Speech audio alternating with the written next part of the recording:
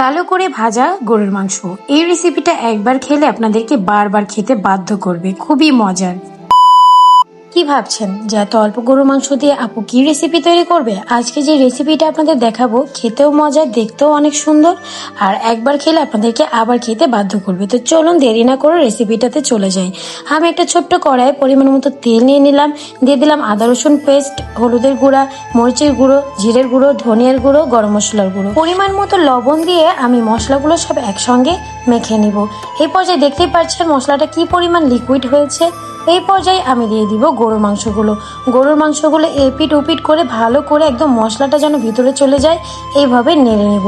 এখন আমার এটা নাড়া হয়ে গেলে আমার সামান্য একটু হাত ধোয়া পানি আমি এই মাংসের ভিতরে অ্যাড করে দিব।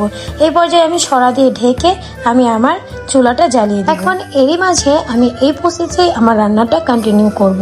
আমি মাংসটা নাড়বো, জাল দিব, আবার ঢেকে দিব, আবার নাড়বো, আবার জাল দিব, আবার ঢেকে দিব।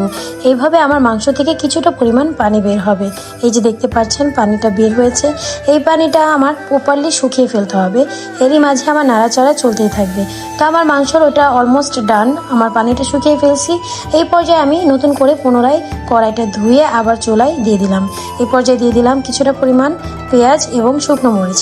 এখন পেঁয়াজ আর শুকনো মরিচটা ভালো করে ভেজে নেব, ঠিক বাদামি করে, এই যে এইভাবে।